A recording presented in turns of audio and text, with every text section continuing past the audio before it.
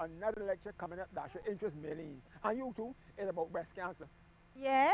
Yeah, the actual title is Treatment Options in Managing Breast Cancer in Barbados. A consultant surgeon will be doing it. I guess it can be at the Lloyders inside for Center again, right? Yeah, it will be on Tuesday, July the 28th. The actual lecture will be from 7 to 8:30 p.m. But if you get there between 6 and 7 p.m., you'll be able to view the various displays and discuss therapies used in the treatment of breast cancer. And bus transportation will be provided after the lecture as usual. Yeah, that is transportation back to the Fairchild Street bus terminal. All right, I come in and I can tell Maylene too. I expect a crowd can be there because breast cancer is a thing that's fairly common about here. You bet. Anyhow, I can see you later. All right, then. Good evening, I'm Sean Green with the CBC Sports.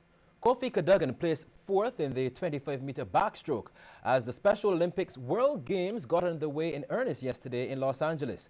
Cadogan is the only Barbadian so far to compete in a final, but several other Special Olympians put in creditable performances. In football, the 7-a-side team are 2-0 after blanking Belgium 4-0 and tripling up on Costa Rica 3-1. In bocce, Barbados topped Italy 11-4. And in athletics, we have several qualifiers for the finals a bit later on this week. Nikita Maycock and Shannara Kane won their heat in the 100 meters. Aketunde Hall placed first in both the 400 and 200 meters, while second places went to Corey Kelman in the 200, Tyson Brown in the 800, and Rosie Murray in the 100 meters.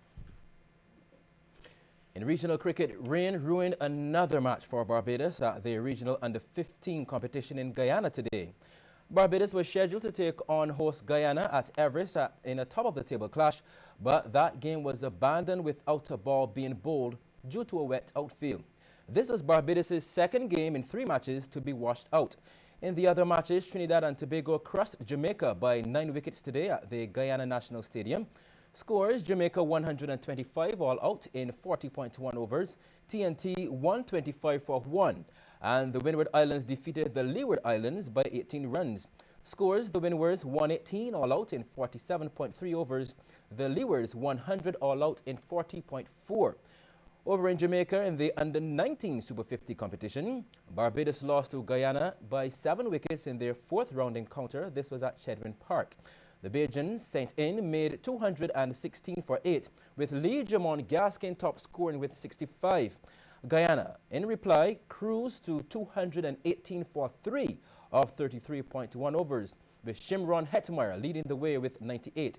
Nicholas Curtin, he took 2 for 37. In the other matches, the Leewards beat the Windwards by 1 wicket. Scores: the Windwards 141 in 39.3, the Leewards 142 for 9 in 49.3.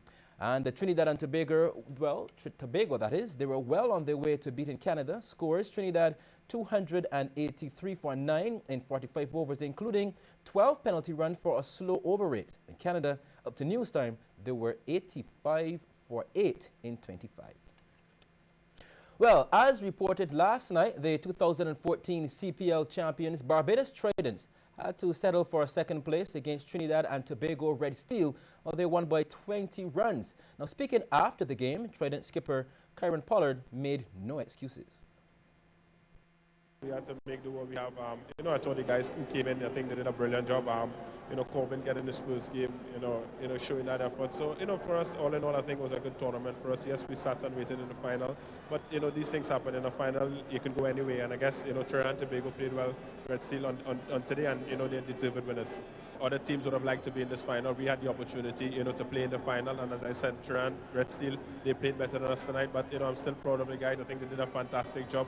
Support in Trinidad and Tobago as well, was fantastic. So, thank each and every one of them, and, hopefully next year we can come back and go, one better. Well, man of the series, Dwayne Bravo, felt confident in his team. When I look at the tournament, we play 3 games on the road, first 3 games early on, and then we had a big break where a lot of teams had 5-6 games ahead of us. So, the management team keep us calm, even though every time we look on the table, we look like we're at the bottom of the table. But we also know we have 5 games here in Trinidad that's going to be very crucial for us. And we know playing at home is going to be very difficult to beat us. So I want to give all the credit goes towards my team, my teammates, the management staff, and to the people of Trinidad and Tobago. Well, unfortunately, we had technical issues last night in airing the highlights, but we have them tonight. So let's take a look at how the Red Steel won the championship. Nice use of the feet and extending through the hitting area. Jacques Callis. Mercy me. That is the end of Callis. We don't have to worry about it anymore. South Africa to South Africa. Robin Peterson. A little bit of a slip. Here's Zakma. Bending middle overs. In the air. But it's gone out of the ground. 50 up for Cameron Akmal. Sort of opportunity. Hero Maximum, another big shot. Over the top. Up in the air, Karen Pollard. He will not miss this one yet. Down the ground, in the air. An opportunity, two feelers. Catch taken. Good strike from Dwayne Bravo. This is not easy. That's brilliantly taken. Down to Pollard and takes it. Gave himself some angle and was searching for that yoker, maybe just short of the yoker length. Lovely. That's a pet area for Dwayne Bravo. 178 for 5. So it's all a learning experience for him too. Oh, great shot down the ground, and I think that's gone all the way. Skipper comes in, and he's been pumped immediately through cover, being thread through that little fine gap on the offside. Tries the short one, and Taylor likes this. About 3 p.m. And Smithers downtown for another maximum. That's a ripper. Yes, it is, Johnny. What a wreck. And Smithy again. All in. Oh, he's lofted that. Misball hack has brought up a hero maximum. Yes, he hadn't been playing, so it was difficult. Goes down the ground. Wicket taken by Suleiman Ben. This hits easily caught by Kevon Cooper. Grabber. And up and over. Classy stroke from Jason Holder. And big one. Oh, yes it is, please. Puller pumping another hero maximum. Who cares? It's all over, Red Rover. Leave a couple of the stumps for us. Give us back the stump cap. They're going crazy here. Scenes of jubilation like no other.